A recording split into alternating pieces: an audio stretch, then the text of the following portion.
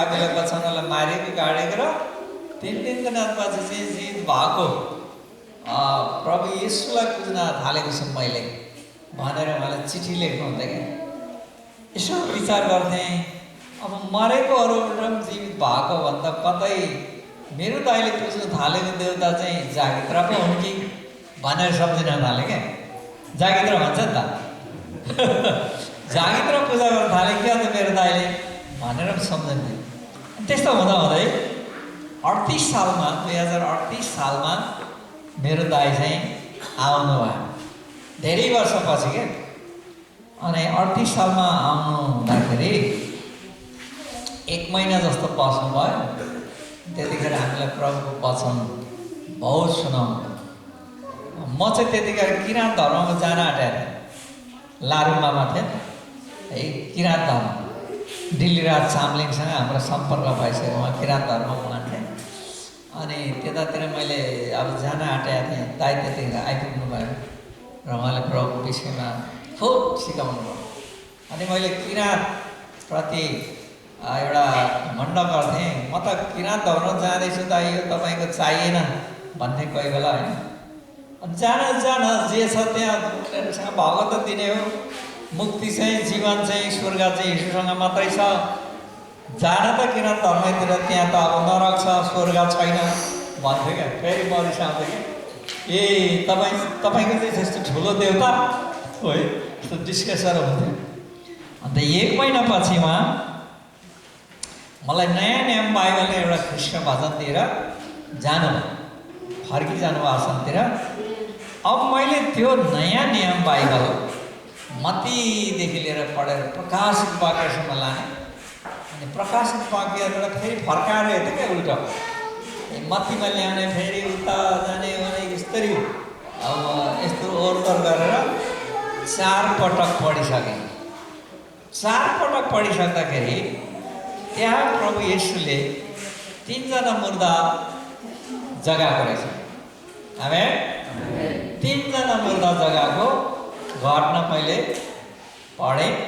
अनगन्ती अन्धलाई दृष्टि दिनुभएको, लाटोहरूलाई बोलिदिनु भएको, पक्षघातीहरूलाई ठिक गर्नुभएको, विभिन्न पागलहरूलाई साध्य बनाउनु भएको, समुद्रमाथि चौरीमा जस्तै ठङठङ दगड्नु भएकोदेखि लिएर अनि उहाँलाई मारिएको, उहाँलाई मारेर गाडेर शुक्रबारको दिन गाडेका र आइतबारको दिन बिहान फेरि मुर्दाहरू जीवित भएर 40 दिन 40 पछि हेर्दा हेर्दै चेलाहरूको बिचबाट स्वर्ग रहनु भएको, फेरि लिन आउने वाचा दिँदै जानु भएको आदि कुरा पढिसकेपछि म स्पष्ट भएँ।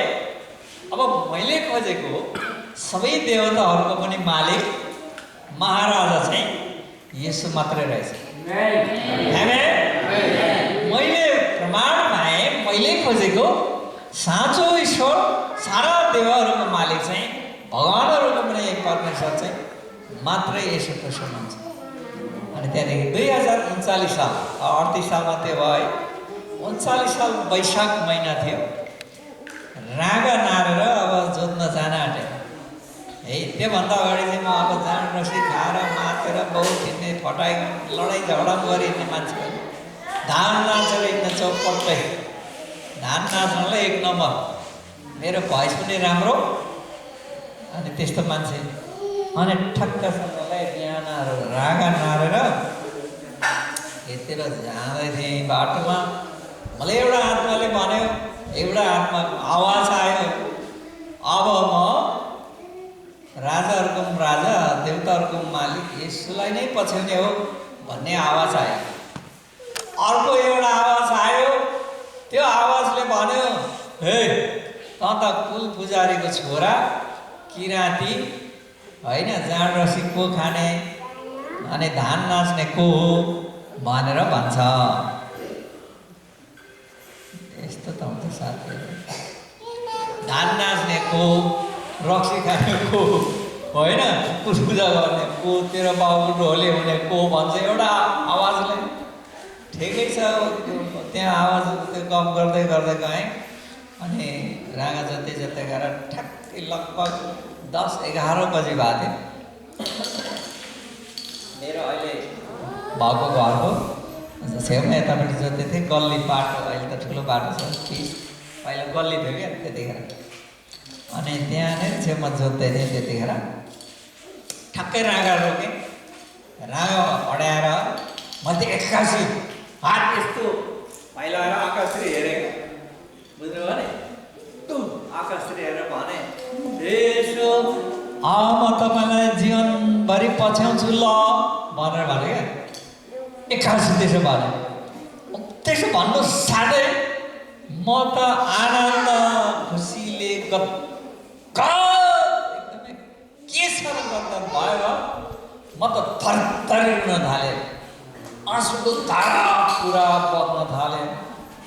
अनि यसो हेर्छु, अब म त पागल पो भयो कि भन्छु। एक दिनले फेरि बाटो है गल्ली छेउमा छु, मान्छेहरू हिँड्दैछ, तिनीहरूले देख्यो भने मलाई पागल भएछ भन्ने हो कि खेतमा रुँदैछ राँगाहरू समाएर भने। हालेलुया। वास्तवमा त्यो दिन, त्यो घडी, त्यो दिन मलाई कि 4 को 2 पद पुरा भएको रहेछ मेरो जीवनमा। के भएको रहेछ? गोठमा बाँधिराखेको, अन्त सधैँ बाँधिराखेको गाई गोरु बस्तुहरूलाई त्यो बन्धन खोलिदिँदा, बन्धन मुक्त हुँदा कसरी उफ्रँदै दौडिन्छ, नाच्दै उफ्रँदै बन्धन मुक्त भएको खुसियालमा दौडिन्छ नि। म त त्यो दिन त्यस्तै भएको छ। मेरो जीवनमा भएको पापहरू, श्राप, अधर्मको कुराहरू, नरकुण्डको तत्त्व शक्तिहरू सबै चकनाचुर भएछ त्यो दिन। सबै खतम भएछ। अनि म त बन्धन मुक्त भएर पुरा फ्री भएछ, पुरा स्वतन्त्र भएछ। अनि त रोइ आएको, खुसीको आँसु भन्छ नि होइन, गटगट भएर खुसी भएको। हालेलुया। अनि त्यो दिनदेखि यता म अत्यन्तै खुसीमा छु, अत्यन्तै रमाहटमा छु। आमेन। के अभाव होस् कि खाँचो होस् कि विभिन्न जोखिमहरू आइलागेको होस् कि शत्रु लागेको होस् कि, तर म हाँसिरहन सक्दछु।